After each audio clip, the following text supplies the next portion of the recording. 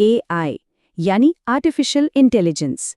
ये शब्द और इसके साथ साथ मशीन लर्निंग और डीप लर्निंग आजकल हर जगह सुनाई देते हैं, पर असल में इनका मतलब क्या है? आज हम इन भारी भरकम शब्दों को तोड़ेंगे और AI की दुनिया को समझेंगे, बिल्कुल शुरू से लेकर आज की पावरफुल मशीनों तक। तो हमारा ये सफर 5 हिस्सों में बटा होगा। सबसे पहले तो हम यही समझेंगे कि AI, ML और DL में आखिर रिश्ता क्या है। फिर हम थोड़ा टाइम ट्रैवल करेंगे और देखेंगे कि ये सपना शुरू कहाँ से हुआ। इसके बाद हम उस डीप लर्निंग क्रांति को जानेंगे जो आज की दुनिया चला रही है, और फिर देखेंगे कि आज AI का ये तूफान इतनी तेजी से क्यों बढ़ रहा है। और आखिर में हम भविष्य के कुछ सबसे बड़े और जरूरी सवालों से रूबरू होंगे। ठीक है, तो शुरू करते हैं पहले सेक्शन से, AI, ML और DL का ब्रेकडाउन। चलिए इस पहेली को सुलझाते हैं और देखते हैं कि ये सब असल में हैं क्या और एक दूसरे से कैसे जुड़े हुए हैं। सबसे पहले सबसे बड़ा आइडिया, आर्टिफिशियल इंटेलिजेंस यानी AI। सीधे शब्दों में कहें तो ये कोई भी ऐसी टेक्नोलॉजी है जो कंप्यूटर को इंसानी दिमाग की नकल करने की ताकत देती है। जैसे सोचिए ना, सिरी या गूगल असिस्टेंट के बारे में।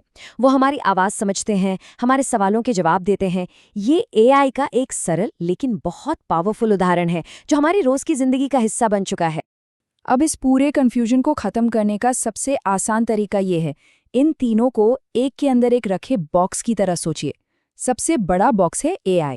उस बॉक्स को खोले तो अंदर से निकलता है मशीन लर्निंग, ML, और उसके भी अंदर है सबसे छोटा और सबसे शक्तिशाली बॉक्स, डीप लर्निंग, DL। मतलब हर डीप लर्निंग असल में मशीन लर्निंग है और हर मशीन लर्निंग असल में AI का ही एक हिस्सा है। सिंपल। इसे एक और उदाहरण से समझते हैं। एक तरफ है डीप ब्लू, वो कंप्यूटर जिसने शतरंज के बादशाह गैरी कैस्परोव को हराया था। उसको हर मुमकिन चाल और नियम रटाए गए थे। वो एक ऐसे स्टूडेंट की तरह था जो सिर्फ किताब से रट्टा मारता है। दूसरी तरफ है स्पॉटिफाई, वो आपकी पसंद से सीखता है। ये उस स्टूडेंट की तरह है जो अनुभव से सीखता है और वक्त के साथ खुद ब खुद बेहतर होता जाता है। और यही जो सीखने की काबिलियत है ना, वही मशीन लर्निंग को इतना खास बनाती है। और मशीन लर्निंग के अंदर है डीप लर्निंग। तो इन दोनों में क्या फ़र्क है? सबसे बड़ा फ़र्क है भूख का। डीप लर्निंग को सीखने के लिए बहुत बहुत सारा डेटा चाहिए, जबकि मशीन लर्निंग छोटे मोटे डेटा पर भी काम चला लेता है। डीप लर्निंग को इंसानी मदद भी कम चाहिए, ये खुद सीखता है और भले ही सीखने में ज़्यादा वक्त लगाए, पर इसकी एक्यूरेसी कमाल की होती है। इसीलिए इसे चलाने के लिए बहुत पावरफुल GPU यानी ग्राफिक्स कार्ड की ज़रूरत पड़ती है। चलिए अब दूसरे सेक्शन में चलते हैं। कंप्यूटर के बनने से भी बहुत पहले इंसान एक बनावटी दिमाग का सपना देख रहे थे। आइए जरा टाइम मशीन में बैठते हैं और AI की पुरानी जड़ों को खोजते हैं। ये सफर बहुत लंबा और दिलचस्प रहा है। ये सपना 17वीं सदी में दार्शनिक गॉटफ्रीड लाइबनिज के साथ एक नया मोड़ लेता है। उन्होंने कल्पना की कि इंसानी सोच को गणित में बदला जा सकता है। उनका मानना था कि किसी भी बहस को सुलझाने के लिए लड़ने की जरूरत नहीं, बस कहना होगा चलो हिसाब लगाते हैं। ये आइडिया कि इंसानी तर्क को एक मशीन दोहरा सकती है, अपने आप में क्रांतिकारी था और यही आज के AI की नींव बना। लेकिन ये विचार तो हजारों साल पुराना है। प्राचीन ग्रीस में टालोस जैसे मशीनी रक्षकों की कहानियां थीं। फिर 1958 में परसेप्ट्रॉन जैसा शुरुआती न्यूरल नेटवर्क बना। पर 70 के दशक में पहला AI विंटर आया।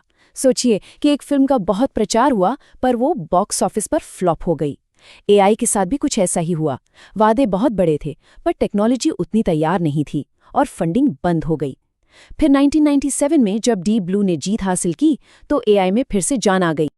अब आते हैं उस टेक्नोलॉजी पर जो आज सब कुछ बदल रही है, डीप लर्निंग। यही वो जादू की छड़ी है जो आज के AI को हैरान कर देने वाली ताकत दे रही है। तो चलिए देखते हैं कि ये जादू असल में काम कैसे करता है। इसको ऐसे समझिए जैसे कोई छोटा बच्चा सीखता है। सबसे पहले उसे बिल्लियों की हजारों तस्वीरें यानी डेटा दिखाया जाता है। फिर वो खुद ब खुद बिल्ली की खासियतें जैसे नुकीले कान, मूंछें सीखना शुरू कर देता है, बिना ये बताए कि क्या देखना है। यही है फीचर एक्सट्रैक्शन।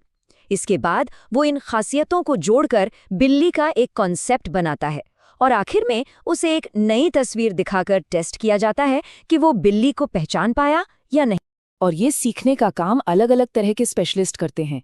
जैसे CNN तस्वीरें पहचानने में माहिर हैं, RNS भाषा और आवाज को समझते हैं, लेकिन सबसे दिलचस्प हैं गैन्स, सोचिए, दो एआई के बीच एक आर्ट कंपटीशन हो रहा है। एक है आर्टिस्ट जो नकली पेंटिंग बनाता है और दूसरा है एक्सपर्ट जो पकड़ने की कोशिश करता है कि पेंटिंग असली है या नकली। इस मुकाबले की वजह से वो इतनी असली तस्वीरें बना पाते हैं कि उन्हें डीप फेक तक कहा जाता है। और ये सारी टेक्नोलॉजी हमें ले आती है हमारे चौथे सेक्शन पर। अगर ऐसा लग रहा है कि एआई की चर्चा कुछ ज्यादा ही हो रही है, तो ये बिल्कुल सही लग रहा है। हम एक एआई गोल्ड रश के बीच में हैं और ये एक रॉकेट की तरह उड़ रहा है। आइए जानते हैं कि इस धमाके के पीछे क्या है।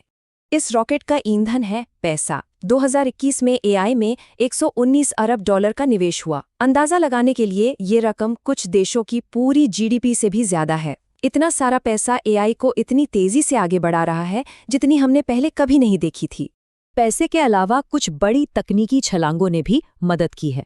2012 में एलेक्सनेट ने साबित किया कि डीप लर्निंग कितना शक्तिशाली है। 2017 में ट्रांसफॉर्मर आर्किटेक्चर आया। ये वो टेक्नोलॉजी है जो चैटजीपीटी जैसे मॉडल को भाषा इतनी अच्छी तरह समझने की ताकत देती है। और फिर आया नवंबर 2022, जब चैटजीपीटी सिर्फ एक चैटबॉट नहीं बल्कि एक कल्चरल फिनोमिनन बन गया, जिसने करोड़ों लोगों को एआई की असली ताकत दिखाई। और आज एनवीडिया जैसी कंपनियां जो एआई चिप्स बनाती हैं, वो दुनिया की सबसे बड़ी कंपनियां बन गई हैं। इस गोल्ड रश ने एक जंग छेड़ दी है। Open AI, Anthropic, Google deep mind, ये सिर्फ कंपनियां नहीं हैं। ये अगली महान टेक्नोलॉजी क्रांति पर हावी होने के लिए अरबों डॉलर झोंक रही हैं। ये एक तरह की एआई हथियारों की दौड़ है और दांव पर बहुत कुछ लगा है। अब जब हमने एआई की जबरदस्त ताकत देख ली है, तो हमें कुछ बहुत मुश्किल सवालों का सामना भी करना होगा। ये टेक्नोलॉजी इंसानियत के लिए एक वरदान है या कुछ और? चलिए हमारे आखिरी सेक्शन में कुछ सबसे बड़ी चुनौतियों पर नजर डालते हैं। ये सवाल किसी साइंस फिक्शन फिल्म का नहीं है। ये सवाल हजारों टॉप टेक लीडर्स और एआई रिसर्चर्स ने एक ओपन लेटर में पूछा है। क्या हमें अपनी सभ्यता पर से कंट्रोल खोने का जोखिम उठाना चाहिए? ये एक बहुत ही गंभीर सवाल है जो दिखाता है कि जो लोग इसे बना रहे हैं वो खुद भी इसकी ताकत से चिंतित हैं। चुनौतियां कई हैं, जैसे एआई सिस्टम उसी डेटा से सीखते हैं जो हम उन्हें देते हैं, और अगर उस डेटा में इंसानी भेदभाव है तो एआई भी उसे सीख सकता है। एक और मुश्किल है ब्लैक बॉक्स प्रॉब्लम, यानी हमें अक्सर ये पता ही नहीं होता कि एआई किसी नतीजे पर पहुंचा कैसे। और फिर डीप फेक और गलत सूचना फैलाने का खतरा तो है ही, लेकिन सबसे बड़ा सवाल है वैल्यू अलाइनमेंट का। हम ये कैसे पक्का करें कि हमसे ज्यादा होशियार एआई के लक्ष्य इंसानियत के भले के लिए हों? तो हम इस सवाल के साथ अपनी बात खत्म करते हैं। शक्तिशाली एआई आ चुका है, क्या इसके जोखिमों को संभाला जा सकता है?